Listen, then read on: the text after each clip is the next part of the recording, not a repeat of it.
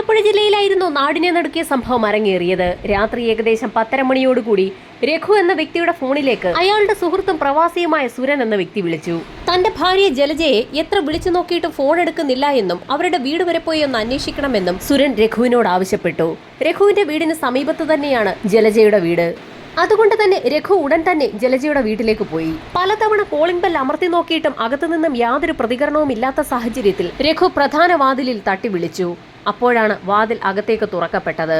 സമയം ഇത്രയും വൈകിയിട്ടും ജലജ എന്തുകൊണ്ടാകാം വാതിൽ പൂട്ടാതെ കിടന്നുറങ്ങുന്നതെന്ന് രഘുവിന് സംശയം തോന്നി. പ്രധാന വാതിൽ തുറന്ന് അകത്തേക്ക് കയറിയ രഘു ഹാളിനുള്ളിലെ ലൈറ്റ് ഇട്ട ശേഷം ജലജയെ അവിടെയൊക്കെ തിരഞ്ഞു. രഘുവിന്റെ സുഹൃത്തും പ്രവാസിയുമായ സുരന്റെ ഭാര്യയാണ് ജലജ. ജലജയും ഭർത്താവിനൊപ്പം ഗൾഫിലായിരുന്നു.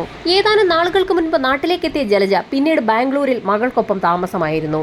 ഇപ്പോൾ ഏതാനും ദിവസങ്ങൾക്ക് മുൻപാണ് ഹരിപ്പാടുള്ള വീട്ടിൽ താമസത്തിനെത്തിയത്.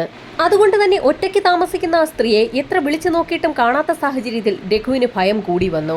പ്രധാന ഹാളും കടന്ന് ബെഡ്റൂമിന് സമീപത്തേക്കാണ് പിന്നീട് രഘു എത്തിയത്. നേരിയ വെളിച്ചത്തിൽ ആരോ ഒരാൾ തറയിൽ കിടക്കുന്നത് പോലെ രഘുവിന് തോന്നി. ആ കാഴ്ച ഒന്നുകൂടി സൂക്ഷിച്ചു നോക്കിയ സമയത്താണ് നടുക്കുന്ന സത്യം രഘു മനസ്സിലാക്കിയത്. ജലജ എന്ന സ്ത്രീ അനക്കമില്ലാതെ തറയിൽ കിടക്കുകയാണ്. അവർക്ക് ചുറ്റും രക്തം തളം കെട്ടി കിടക്കുകയാണ്. ഭയന്നു പോയ രഘു നിലവിളിച്ചുകൊണ്ട് പുറത്തേക്കിറങ്ങി ഓടി. ഉടൻ തന്നെ അയാളുടെ വീട്ടിലെത്തി വിവരം അവിടെയുള്ളവരെ ധരിപ്പിക്കുകയും പ്രദേശവാസികളെയൊക്കെ തന്നെ വിവരമറിയിക്കുകയും ചെയ്തു. നിമിഷ നേരം കൊണ്ട് തന്നെ ജലജയുടെ വീടിനു ചുറ്റും ആളുകൾ നിറഞ്ഞു. ഹരിപ്പാട് പോലീസ് സ്റ്റേഷനിൽ വിവരമറിയിച്ചതിനെ തുടർന്ന് ഒരു സംഘം പോലീസുകാർ സംഭവസ്ഥലത്തേക്കെത്തി. വീടിനുള്ളിൽ നടന്നിരിക്കുന്ന സംഭവം അത്ര പന്തിയല്ല എന്ന് മനസ്സിലാക്കിയതുകൊണ്ട് തന്നെ നാട്ടുകാരും വീടിനുള്ളിലേക്ക് പ്രവേശിച്ചില്ല. സംഭവസ്ഥലത്തെത്തിയ പോലീസ് സംഘം വീടിനുള്ളിലേക്ക് പ്രവേശിച്ചു. ബെഡ്റൂമിനുള്ളിൽ മുറിയുടെ നടുക്കായി രക്തത്തിൽ കുളിച്ചു കിടക്കുന്ന ജലജയെയാണ് പോലീസ് സംഘം കണ്ടത്. അവരുടെ ശരീരത്തിന് ചുറ്റിനും രക്തം കട്ടപിടിച്ച് കിടക്കുകയാണ്. മരണം നടന്നിട്ട് മണിക്കൂറുകൾ പിന്നിട്ടു എന്ന് അതിൽ നിന്നും വ്യക്തമായി. സമയമേറെ വൈകിയതുകൊണ്ട് തന്നെ ഇൻക്വസ്റ്റ് നടപടികൾ തൊട്ടടുത്ത ദിവസം മാത്രമേ നടത്തുവാൻ സാധിക്കുകയുള്ളായിരുന്നു. അതുകൊണ്ട് തന്നെ വീട് പൂട്ടുകയും 2 പോലീസുകാരെ ആ വീടിന് കാവൽ നിർത്തുകയും ചെയ്തു. തൊട്ടടുത്ത ദിവസം തന്നെ പോലീസ് സംഘത്തിനൊപ്പം ഫോറൻസിക് ടീമും സംഭവസ്ഥലത്തെത്തി. മരിച്ചു കിടക്കുന്ന ജലജയുടെ മുറിയിൽ വിശദമായ ഒരു പരിശോധന തന്നെ നടത്തി. ജലജയുടെ ശരീരമാകെ രക്തം കട്ട പിടിച്ചു കിടക്കുകയാണ്. ശക്തമായ എന്തോ ആയുധം ഉപയോഗിച്ച് ജലജയുടെ മുഖവും തലയും ഒക്കെ അടിച്ചു പിളർത്തിയിരിക്കുകയാണ്. മുറിയാകെ വലിച്ചു വാരിയിട്ട നിലയിലായിരുന്നു. ഏതോ വ്യക്തി അല്ലെങ്കിൽ വ്യക്തികൾ അവിടെ ഒരു തിരച്ചിൽ നടത്തിയിട്ടുണ്ടെന്ന് അതിൽ നിന്ന് വ്യക്തമാണ്.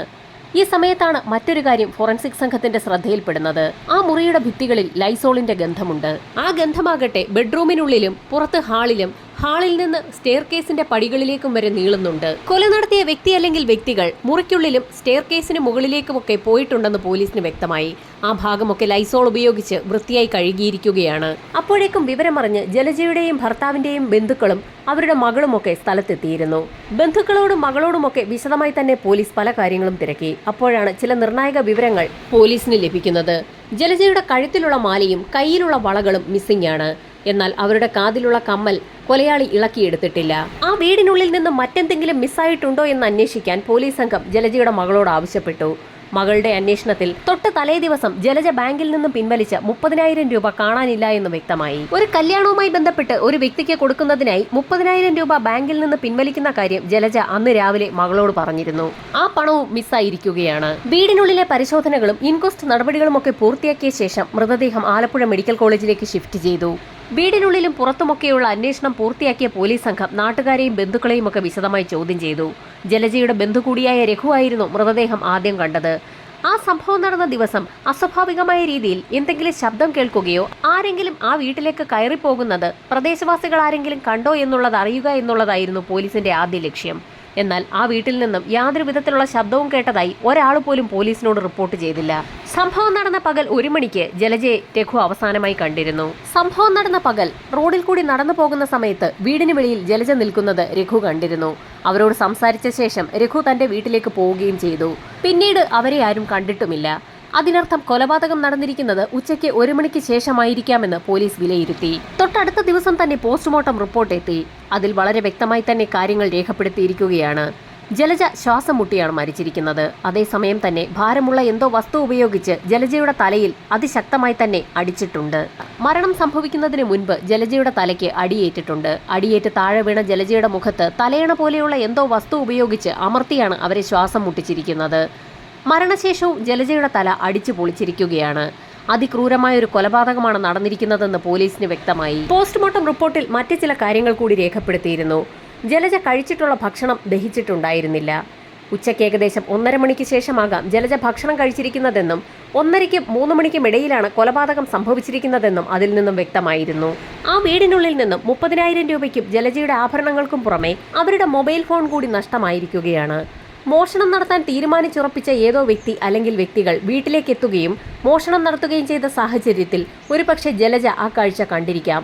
അതുകൊണ്ടായിരിക്കാം അവർ ജലജയെ കൊലപ്പെടുത്തിയതെന്ന് പോലീസ് ഒരനുമാനത്തിലേക്ക് എത്തുകയും മോഷ്ടാവിനെ കണ്ടെത്തിക്കഴിഞ്ഞാൽ ആ കേസ് ക്ലോസ് ചെയ്യാൻ കഴിയുമെന്നും പോലീസ് കരുതിയെങ്കിൽ പോലും ഇതേ സമയത്ത് ഹരിപ്പാട് ജലജയുടെ വീടിന് സമീപത്തുള്ള നാട്ടുകാരുടെ സംസാരത്തിലൊക്കെ ഒരു മാറ്റം വന്നു തുടങ്ങി. ജലജയുടെ ഒരു പ്രത്യേക സ്വഭാവത്തെക്കുറിച്ച് നാട്ടുകാരും ബന്ധുക്കളുമൊക്കെ പോലീസുകാരോടും മാധ്യമങ്ങളോടുമൊക്കെ ചില കാര്യങ്ങൾ തുറന്നു പറഞ്ഞു. വർഷങ്ങളോളമായി വിദേശത്തായിരുന്നതുകൊണ്ടും നാട്ടിൽ ഒറ്റയ്ക്ക് താമസിക്കുന്നതുകൊണ്ടും ഒരപരിചിതന് പോലും ജലജ വാതിൽ തുറന്നു കൊടുക്കാറുണ്ടായിരുന്നില്ല.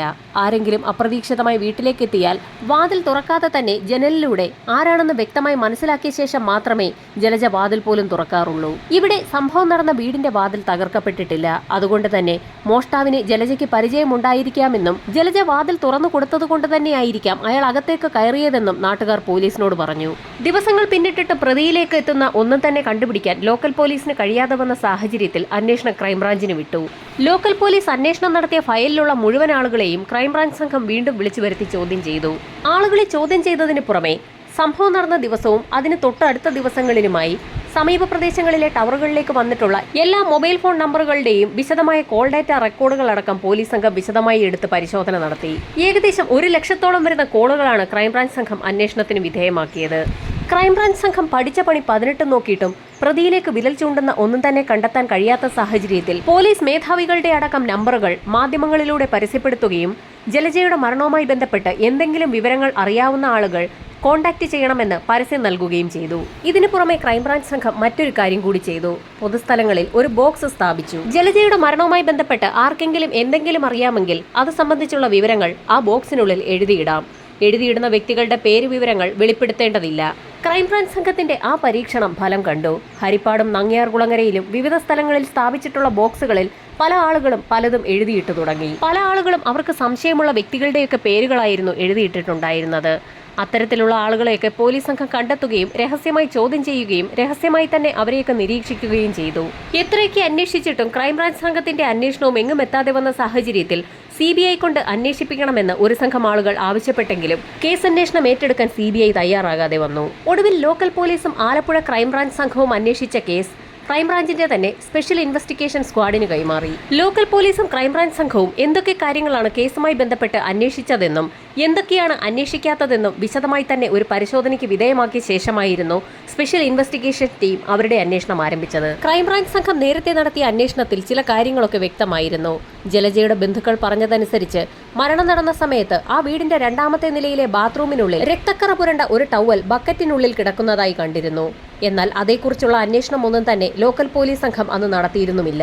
ലോക്കൽ പോലീസിന്റെ അന്വേഷണത്തിലെ ഉഴപ്പ് പ്രതിയെ അല്ലെങ്കിൽ പ്രതികളെ രക്ഷപ്പെടാൻ സഹായിച്ചിരിക്കാമെന്ന് സ്പെഷ്യൽ ഇൻവെസ്റ്റിഗേഷൻ സംഘം വിലയിരുത്തി. ഈ സമയത്തായിരുന്നു ക്രൈംബ്രാഞ്ച് സംഘം അന്വേഷിച്ച കാര്യങ്ങളിലെ ചില പ്രധാനപ്പെട്ട കാര്യങ്ങളൊക്കെ സ്പെഷ്യൽ ഇൻവെസ്റ്റിഗേഷൻ ടീമിന്റെ ശ്രദ്ധയിൽപ്പെടുന്നത്. കൊലപാതകം നടന്നതിന് ശേഷം ജലജയുടെ വീടിന് സമീപത്തു നിന്നും നിരവധി ആളുകൾ താമസം മാറിപ്പോയിട്ടുണ്ട്. പലരും ജോലിക്കും പഠിക്കാനുമൊക്കെയായി പുറത്തേക്കും പോയിട്ടുണ്ട്. അങ്ങനെയുള്ള ആളുകളെ കേന്ദ്രീകരിച്ച് വിശദമായ ഒരു അന്വേഷണം നടത്താൻ സ്പെഷ്യൽ ഇൻവെസ്റ്റിഗേഷൻ സ്ക്വാഡ് തീരുമാനിച്ചു. സംഭവം നടന്ന സ്ഥലത്ത് നിന്നും താമസം മാറിപ്പോയിട്ടുള്ള വ്യക്തികളെ കേന്ദ്രീകരിച്ച് നടത്തിയ അന്വേഷണത്തിനിടയിലായിരുന്നു സജിത്ത് എന്നൊരു വ്യക്തിയുടെ പേര് ഇൻവെസ്റ്റിഗേഷൻ ടീമിന്റെ ശ്രദ്ധയിൽപ്പെട്ടത്. സംഭവം നടന്ന സമയത്ത് നാട്ടുകാരെയൊക്കെ ചോദ്യം ചെയ്യുന്നതിനിടയിൽ ലോക്കൽ പോലീസ് 2 തവണ സജിത്തിനെയും ചോദ്യം ചെയ്തിട്ടുണ്ട്. അന്നത്തെ ചോദ്യം ചെയ്യലിൽ സജിത്ത് പറയാത്ത ഒരു കാര്യം ഇപ്പോൾ ഇൻവെസ്റ്റിഗേഷൻ ടീമിന്റെ ശ്രദ്ധയിൽപ്പെട്ടിരിക്കുകയാണ്. ആ കാര്യം ശ്രദ്ധയിൽപ്പെടുന്നത് രഘുവിന്റെ കോൾ ഡാറ്റ റെക്കോർഡുകൾ പരിശോധിച്ച സമയത്താണ്. സംഭവം നടന്ന കാലയളവിലെ രഘുവിന്റെ കോൾ ഡാറ്റ റെക്കോർഡുകൾ പരിശോധിച്ച സമയത്ത് ഒരു കാര്യം ഇപ്പോൾ പോലീസിന്റെ ശ്രദ്ധയിൽപ്പെട്ടിരിക്കുകയാണ്. രഘുവിന് ഏതൊക്കെയോ നമ്പറുകളിൽ നിന്ന് കോളുകൾ വന്നിട്ടുണ്ടെന്നുള്ളതല്ലാതെ അതൊക്കെ ആരാണെന്നുള്ളത് വ്യക്തമായൊരു പരിശോധന അന്ന് പോലീസ് നടത്തിയിരുന്നില്ല. ഇപ്പോൾ വിദേശത്തുള്ള ആളുകളെ കേന്ദ്രീകരിച്ചു കൂടി പോലീസ് അന്വേഷണം നടത്തിയപ്പോഴാണ് സജിത്തിന്റെ കോൾ ഡാറ്റ റെക്കോർഡുകളിൽ കണ്ട ഒരു നമ്പർ രഘുവിന്റെ കോൾ ഡാറ്റയിലും കണ്ടിരിക്കുന്നതായി പോലീസിന്റെ ശ്രദ്ധയിൽപ്പെട്ടത്. സംശയം തോന്നിയ പോലീസ് സംഘം രഘുവിനെ സ്റ്റേഷനിലേക്ക് വിളിച്ചു വരുത്തി അക്കാര്യം ചോദിച്ചു. ആ നമ്പർ സജിത്തിന്റേത് തന്നെയാണെന്നും അയാൾ തന്നെ കാണാൻ വരുമ്പോഴൊക്കെ ആ നമ്പറിൽ നിന്ന് വിളിക്കാറുണ്ടെന്നും രഘു പോലീസിന് മൊഴി നൽകി. സംഭവം നടന്ന സമയത്ത് ലോക്കൽ പോലീസ് സജിത്തിനെ ചോദ്യം ചെയ്ത സമയത്ത് ഈ നമ്പർ അത്ര നോട്ട് ചെയ്തിരുന്നില്ല.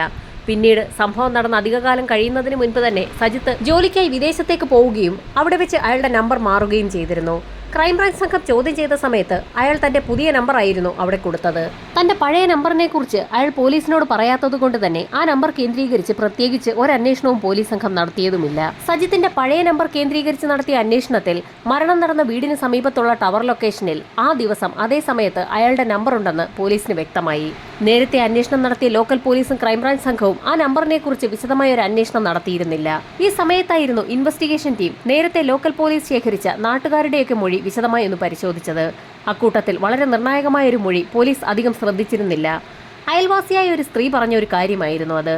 സംഭവം നടന്ന ദിവസം ഉച്ചയോടടുപ്പിച്ച് ജലജയുടെ വീടിന് പുറത്തുള്ള റോഡിലൂടെ ആ സ്ത്രീ നടന്നു പോകുന്ന സമയത്ത് ഏതോ ഒരു പുരുഷനോട് ജലജ വഴക്കുണ്ടാക്കുന്നത് ആ സ്ത്രീ കേട്ടിരുന്നു. എന്നാൽ അതേക്കുറിച്ച് വിശദമായൊന്നും തനിക്കറിയില്ല എന്നും അവരന്ന് പോലീസിന് മൊഴി നൽകിയിരുന്നു. ആ സ്ത്രീയുടെ മൊഴി ലോക്കൽ പോലീസും ക്രൈംബ്രാഞ്ച് സംഘവും അത്ര കാര്യമായി അന്വേഷിച്ചിരുന്നില്ല. ഇതോടൊപ്പം തന്നെ മറ്റു ചില നിർണായക മൊഴികൾ കൂടി ലോക്കൽ പോലീസും ക്രൈംബ്രാഞ്ച് സംഘവും അവഗണിച്ചതായി സ്പെഷ്യൽ ഇൻവെസ്റ്റിഗേഷൻ സ്ക്വാഡ് കണ്ടെത്തി. സംഭവം നടന്ന ദിവസം ഉച്ചയ്ക്ക് ഏകദേശം 2 മണിക്കും 3 മണിക്കും ഇടയിൽ ജലജയുടെ വീട്ടിൽ നിന്നും ഒരു കരച്ചിൽ കേട്ടിരുന്നു എന്ന് പ്രദേശവാസിയായ ഒരു സ്ത്രീ അന്ന് പോലീസിന് മൊഴി നൽകിയിരുന്നു. ഈ 2 മൊഴികൾക്കും പുറമെ സംഭവം നടന്ന ദിവസം ഏകദേശം ഉച്ചയ്ക്ക് 1:30ക്കും 3:30ക്കും ഇടയിൽ സജിത്ത് എന്ന വ്യക്തിയുടെ മൊബൈൽ ടവർ ലൊക്കേഷൻ സംഭവം നടന്ന വീടിന് പരിസരത്തുള്ള ടവർ ലൊക്കേഷനിൽ കാണിക്കുന്നതും സജിത്തിന് ഈ കുറ്റകൃത്യവുമായി നേരിട്ടോ അല്ലാതെയോ എന്തോ ചില ബന്ധങ്ങൾ ഉള്ളതുകൊണ്ടായിരിക്കാമെന്ന് സ്പെഷ്യൽ ഇൻവെസ്റ്റിഗേഷൻ ടീം വിലയിരുത്തി. ആ ഒരു സാധ്യത മനസ്സിലാക്കി ഇൻവെസ്റ്റിഗേഷൻ ടീം വിദേശത്തുള്ള സജിത്തിനെ നാട്ടിലേക്ക് എത്തിക്കാനുള്ള നടപടികൾ ആരംഭിച്ചു. വിവരങ്ങളൊന്നും അറിയിക്കാതെ തന്നെ സജിത്തിനെ അതിവിദഗ്ധമായി നാട്ടിലെത്തിക്കാൻ തീരുമാനിച്ച പോലീസ് സംഘം ആദ്യം തന്നെ അയാളുടെ സ്പോൺസറുമായി ബന്ധപ്പെട്ടു. സ്പോൺസറിനോട് കാര്യങ്ങളൊക്കെ തുറന്നു പറഞ്ഞ ശേഷം എന്തെങ്കിലും കളവ് പറഞ്ഞ് സജിത്തിനെ നാട്ടിലേക്ക് അയക്കണമെന്നും ആവശ്യപ്പെട്ടു. പോലീസിന്റെ നിർദ്ദേശമനുസരിച്ച് തന്നെ സജിത്തിന്റെ വിസയിൽ എന്തോ ചില ഇഷ്യൂസ് ഉണ്ടെന്നും അയാൾ നാട്ടിലെത്തി അതിവേഗം തന്നെ അത് ശരിയാക്കണമെന്നും സ്പോൺസർ സജിത്തിനോട് ആവശ്യപ്പെടുകയും അയാൾക്ക് ടിക്കറ്റ് എടുത്തു നൽകി നാട്ടിലേക്ക് അയക്കുകയും ചെയ്തു. നെടുമ്പാശ്ശേരി എയർപോർട്ടിലാണ് സജിത്ത് വന്നിറങ്ങിയത്. അവിടെ അവനെ കാത്ത് ചില അതിഥികൾ ഉണ്ടായിരുന്നു. തങ്ങൾ സ്പെഷ്യൽ ഇൻവെസ്റ്റിഗേഷൻ ടീമാണെന്നും സജിത്തിനോട് ചില കാര്യങ്ങൾ ചോദിച്ചറിയാനുമുണ്ടെന്ന് ഉദ്യോഗസ്ഥർ പറഞ്ഞ സാഹചര്യത്തിൽ തന്റെ വിസയുമായി ബന്ധപ്പെട്ടുള്ള എന്തോ ചില കാര്യങ്ങൾ ചോദിക്കാനാകും തന്നെ കൂട്ടിക്കൊണ്ടു പോകുന്നതെന്നായിരുന്നു സജിത്ത് കരുതിയത്. ഇൻവെസ്റ്റിഗേഷൻ ടീം സജിത്തുമായി സ്പെഷ്യൽ സ്ക്വാഡിന്റെ ഓഫീസിലേക്കാണ് എത്തിയത്. അധികം വളച്ചുകെട്ടാതെ തന്നെ ഇൻവെസ്റ്റിഗേഷൻ ഓഫീസർ സജിത്തിനോട് ഒരു ചോദ്യം ചോദിച്ചു. ജലജയുടെ മരണം നടന്ന ദിവസം അയാൾ എവിടെയായിരുന്നു എന്നായിരുന്നു അപ്രതീക്ഷിതമായി പോലീസ് ചോദിച്ചത്. ആ ചോദ്യം കേട്ടപ്പോൾ തന്നെ സജിത്ത് ഒന്ന് അമ്പരന്നു. ഒന്ന് പരിങ്ങിയെങ്കിലും അത് പുറത്തു കാണിക്കാതെ തന്നെ താൻ ജോലിയുമായി ബന്ധപ്പെട്ട് തന്റെ സ്റ്റുഡിയോയിലായിരുന്നു എന്ന് സജിത്ത് പോലീസിന് മൊഴി നൽകി. ക്രൈംബ്രാഞ്ച് സംഘം ചോദ്യം ചെയ്ത സമയത്ത് സജിത്ത് എന്തുകൊണ്ടാണ് പഴയ മൊബൈൽ നമ്പർ അവർക്ക് നൽകാഞ്ഞതെന്ന് കൂടി ഇൻവെസ്റ്റിഗേഷൻ ഓഫീസർ ചോദിച്ചപ്പോൾ സജിത്ത് ആകെ പെട്ടതുപോലെയായി. അത് മാത്രവുമല്ല, കൊലപാതകം നടന്ന സമയത്ത് ആ വീടിന്റെ പരിസരത്തുള്ള ടവറിൽ സജിത്തിന്റെ മൊബൈൽ നമ്പർ കാണിക്കുന്നുണ്ടെന്ന് കൂടി പോലീസ് പറഞ്ഞതോടുകൂടി സജിത്ത് ആകെ വിളറി വെളുത്തു. സജിത്തിന്റെ ആ പതർച്ച പ്രതീക്ഷിച്ചിരുന്ന ഇൻവെസ്റ്റിഗേഷൻ ടീം നേരത്തെ തയ്യാറാക്കി വെച്ചിരുന്ന ചോദ്യങ്ങൾ ഓരോന്നായി സജിത്തിനോട് ചോദിച്ചു തുടങ്ങി. പോലീസ് സംഘത്തിന്റെ കർക്കശമായ ചോദ്യം ചെയ്യലുകൾക്ക് മുൻപിൽ പിടിച്ചു നിൽക്കാൻ കഴിയാതെ സജിത്ത് പല കഥകളും പറഞ്ഞു തുടങ്ങി. സംഭവം നടന്ന ദിവസം യഥാർത്ഥത്തിൽ സജിത്ത് രഘുവിനെ കാണാൻ അയാളുടെ വീട്ടിലേക്ക് എത്തിയതായിരുന്നു. എന്നാൽ രഘുവിന്റെ വീട്ടിലെത്തിയ സമയത്ത് അയാൾ വീട്ടിലില്ല എന്നും ഒരുപക്ഷെ ജലജയുടെ വീട്ടിൽ എന്തെങ്കിലും ജോലി ചെയ്തു കൊടുക്കുന്നതിന് വേണ്ടി പോയിട്ടുണ്ടാകാമെന്നും അയാളുടെ വീട്ടിലുള്ള ആളുകൾ സജിത്തിനോട് പറഞ്ഞു. അങ്ങനെ രഘുവിനെ അന്വേഷിച്ച് സജിത്ത് ജലജയുടെ വീട്ടിലുമെത്തി. ഗേറ്റ് തുറന്ന് സജിത്ത് ജലജയുടെ വീട്ടിലേക്ക് എത്തിയ സമയത്ത് ജലജ വീടിന് വെളിയിൽ തന്നെ ഉണ്ടായിരുന്നു. സജിത്തിനെ നേരത്തെ പരിചയമുള്ളതുകൊണ്ട് തന്നെ പ്രത്യേകിച്ചൊന്നും ജലജ പറഞ്ഞതുമില്ല. രഘുവിനെ അന്വേഷിച്ച സമയത്ത് അയാൾ അവിടേക്ക് ചെന്നിട്ടില്ല എന്ന് ജലജ പറഞ്ഞതോടുകൂടി മദ്യപിച്ചിട്ടുണ്ടായിരുന്ന സജിത്ത് ജലജയെ പലതും പറഞ്ഞു തുടങ്ങി. രഘുവിനെയും ജലജയും ചേർത്ത് പല കാര്യങ്ങളും മോശമായി സജിത്ത് പറയാൻ തുടങ്ങിയതോടുകൂടി ജലജ അയാളോട് പൊട്ടിത്തെറിച്ചു. അവർ തമ്മിലുള്ള ആ സംഭാഷണമായിരുന്നു അയൽവാസിയായ ഒരു സ്ത്രീ അതുവഴി നടന്നുപോയ സമയത്ത് കേട്ടത്. ജലജയും രഘുവും തമ്മിൽ വഴിവിട്ട ബന്ധമുണ്ടെന്ന് വീണ്ടും വീണ്ടും സജിത്ത് പറഞ്ഞതോടുകൂടി നിയന്ത്രണം വിട്ട ജലജ സജിത്തിനെ ശകാരിച്ചു. ഇത് കേട്ട് നിയന്ത്രണം വിട്ട സജിത്ത് ജലജയുടെ തലമുടിക്ക് കുത്തിപ്പിടിക്കുകയും അവരെ വലിച്ചിഴച്ച് വീടിനുള്ളിലേക്ക് കൊണ്ടുപോവുകയും ചെയ്തു. തന്റെ ഇംഗിതത്തിന് വഴങ്ങാതെ വന്നതോടുകൂടി സജിത്ത് കയ്യിൽ കിട്ടിയ ഒരു നിലവിളക്കെടുത്ത് ജലജയുടെ തലയിലേക്ക് ആഞ്ഞടിക്കുകയായിരുന്നു. നിരവധി തവണയാണ് സജിത്ത് നിലവിളക്ക് ഉപയോഗിച്ച് ജലജയുടെ തലയിലേക്ക് ആഞ്ഞടിച്ചത്. അടിയേറ്റ് തറയിലേക്ക് വീണ ജലജയുടെ മുഖത്തേക്ക് ഒരു തലയണ ഉപയോഗിച്ച് സജിത്ത് അമർത്തിപ്പിടിച്ചു. ഏതാനും നിമിഷങ്ങൾക്കകം തന്നെ ജലജ നിശ്ചലയായി. എന്നിട്ടും കലിയടങ്ങാത്ത സജിത്ത് ആ നിലവിളക്ക് ഉപയോഗിച്ച് തന്നെ ജലജയുടെ തലയിലേക്കും മുഖത്തേക്കുമൊക്കെ ആഞ്ഞടിച്ചുകൊണ്ടേയിരുന്നു. തീർത്തും മദ്യത്തിന് കീഴ്പ്പെട്ടു പോയ സജിത്ത് താൻ എന്താണ് ചെയ്യുന്നതെന്ന് പോലും മനസ്സിലാക്കാൻ കഴിയാത്ത അവസ്ഥയിലായിരുന്നു.